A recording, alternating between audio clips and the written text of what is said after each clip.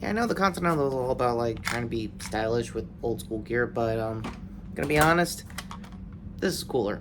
Anyway, hey everybody, what's up? This is Retrokid Reviews, doing a slightly modified shot to talk about a long overdue spin-off that I've been putting off up until now, Ballerina from the world of John Wick. So, with the nearly try to get on cam John shots out of the way, as far as I guess traditional aiming for action movies go. What did I think of this new spin-off? It's been out for a few weeks now. Box office wise is a little all over the place, if I'm not mistaken. It's got sorry, looking up the IDB, my apologies. Budgeted at 90 mil. It got a gross here in the States for 44 mil, which is okay, gradually for the John Wick series. However, Chapter 4, I think, got at least 20 million more overall in its US domestics 2 years ago, so my bad in advance if I'm off on my math. I'm not charged with Dan over here. By the way, go to his videos on that. Having said that, worldwide wise, they're kind of getting their semi-budget back with 94 plus mil around the world. So hopefully next week or not, I don't know. So with that being said, let's get to the plot of this, and it's actually a pretty decent one for a spinoff. It's directed by Len Wiseman of the, sorry, just woke up, of the Underworld series fame. So go to the last time I talked about it here, almost, I want to say 8 years ago, with Blood Wars, if I remember correctly. So might do a retrospective series, might also become one of the few movies I do here as a re-review, as a retrospective, so more on that probably sometime in the future. Having said that, it's not bad. The only handful of things that is Len Wise is basically the slow-mo by the very end with a flamethrower. But how did we get to that flamethrower? Let's find out. For Eve's case, she is now of the Roscoe Roma family that I think Chapter 3 tried to explain that was mostly John's origins, at least in the table side of the underground. After that, it's a really decent, I want to say a half hour, sorry, not half hour, like 10 minutes longer of a dead dad flashback that even my brother and I saw at a AMC this week. So we all kind of thought the same thing too. Played by David Casafredia, if I got his name right, of the Bristol Academy fame that I did reviews for back when that show was fun. So yeah, outside of that, not Adita, what am I saying? Arne de Armas' case as Eve. She's doing the best what she could with the material. She's definitely a capable actress for this kind of action. If anyone saw the last Daniel Craig era Bond movie, it's basically the same kind of stakes for her, but just in a more elevated background for most of the stunts and stuff like that, so that she could do pretty much the martial arts and three-gun shooting that this franchise is basically known for. Outside of that, the big question here, we're going to generalize the spoilers because it's been a few weeks, so my bad in advance. How much of Keanu time do we get with John? A lot longer than you think. It's bookended pretty much in like the first and third act, rightfully so, in Eve's case for her origins, and now in the current situation with her life and everything.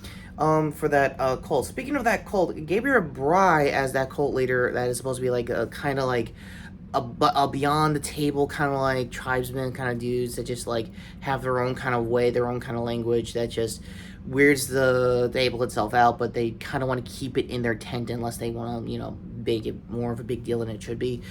Missing a lot of the metaphors there. It's not bad wording. The writing was never really the problem. It's really more of like the theming and timing for most of this kind of like coincidental action, I guess.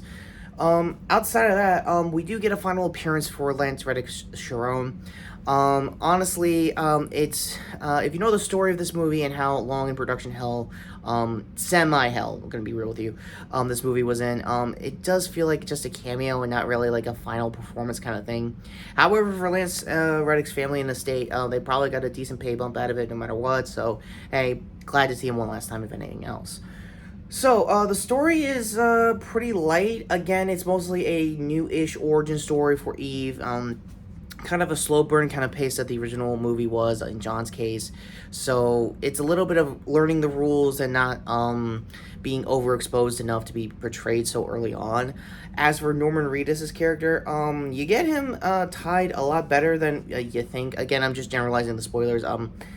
He's tied to Daniel's. His character was Daniel Pine. I'm also talking about Norman Reedus in the cusp of like Death Stranding 2 and that Walking Dead spinoff. How did that become the one that gets a second season? I will never know. That having been said, yeah, it's okay. He has an okay like 2 to maybe 5 minutes of screen time total. He does get an action scene in. I think in the Barcelona Continental, and it's a good action sequence in and of itself. But the big ones from Ana de Armas' case is obviously what you saw in the trailers, the grenades in the armory.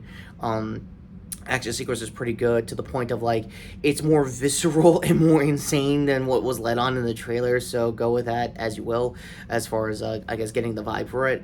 The flamethrower that was mostly heavily used where the whole cool aspect was coming out of her. I think that was like her equivalent, like Johnson. Yeah, a lot. I guess they want to make that a thing if this got a sequel, hopefully.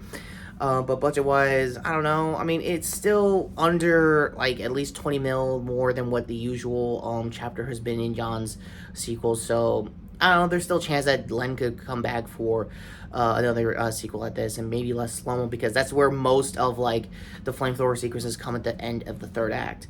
Now, on to essentially John, and mostly to wrap this up. He does show up for the third act, and essentially went from being, I'm going to take her out to, yeah, I'm just basically your Uber driver, to go finish your plot, I'll be right here, kind of thing. Like, you can still see crux of, like, chapters 2 and 3 John still following, but not following enough of the rules so he can ditch whatever he wants, just to get, like, again, what he wants out of the revenge. So, there's still crux of that there, but, again, there's years of separation, and that fact that I think this was supposed to be sandwiched between, I guess, both of these movies in general, release order-wise, not post-chapters-wise, so I don't really know there. Ultimately, it's really up to you if you really want to see this movie now. I honestly just wait for streaming. I haven't checked out Kind of Funny's interview. I'm probably going to do that after this, and probably do an update short of how they temperature checked and how they felt about the whole thing, vibe-wise. But ultimately, it's going to be the lowest score I'm going to give for this franchise. Understandably so. They're trying a new direction. They're trying to do new things. And that's not the hindrance of it, which is the good news out of it. I still think Ana de Armas is a good action vehicle out there for her. I think there is a good action style of series out there for her, and I honestly think she could go do it if she can. That having been said, shot out of the way, and probably final shots to a 7 out of 10. Still, not insane of a score. I did put high 8s and 9s throughout this franchise in the past, so again, it's coherent than what it looks. I highly recommend Mostly Nitpicking's episode on this, and other podcasts that got around to watching this before me. Honestly, it's up to you if you don't want to see 28 years later or that new Pixar movie this weekend, and if you just want to, like, have a casual action movie, it's definitely this. It's still there. Like, there's still the bones of a good John Wick movie is definitely in here. Again, what a lot of the podcasters have said as well. I personally agree as well, but I feel like there's more meat to it on the action side of things than there was on story. Typical, John Wick stuff. Typical theme, typical flair, and honestly, it's still worth a watch regardless. And honestly, as far as Len Wiseman goes, this is more coherent cinematography and slow-mo than I've seen him done with the entirety of the Underworld series, with and without his divorced wife being the main action vehicle of it. A lot of parallels to the Resident Evil movies, at least on that front. So with that out of the way, and on to the end cards, what did you think of this review? Sorry for it being rushy as usual, but again, this is catch-up reviews, so essentially I'm catching up to what is going to be a very big month next couple of weeks, so be ready. Long story short, for Jurassic Park Rebirth, obviously Fantastic Four, and obviously Superman, yes, we're going to probably do some figure form reviews on that, so again, be on the lookout in the coming weeks. So until then, final end card shot over here to my previous video, which was me coming back as Jason. Yeah, had a bit of a snafu with the hoodie. I was going to inside baseball on the shorts, but it was mostly life related, so didn't really know much. Yeah, go to that card there to obviously his retro review for Batman Begins Turn 20. No, I will not be planning to do a double review for Returns and Rises. I'm going to try my best to figure that out as far as Dark Knight goes, for that back half of the trilogy when they turn 20, or chances are I'll double review it when one of them turns 20 regardless. So that having been said, short here, speaking of double reviews, to sub the channel to see more content. And other hand over here to my shorts playlist talking about news. And speaking of which, I'm probably going to do, I think at this point with Critical Role's Age of Umber, I'm going to do a big recap for the first 4 episodes so far. It just came out of the morning of the new episode. Also, hi to everyone from if I have any Australian viewers. How is the live show at Sydney and Melbourne? I would love to know right now, because I cannot wait for Tag Team when that drops, I guess odds-wise later down the road. So with that all being said, and potentially Critical Role content hopefully next week, take care, subscribe, and by the way, X-Shot Mimic, looking pretty cool and good for the theme as far as John Wick goes.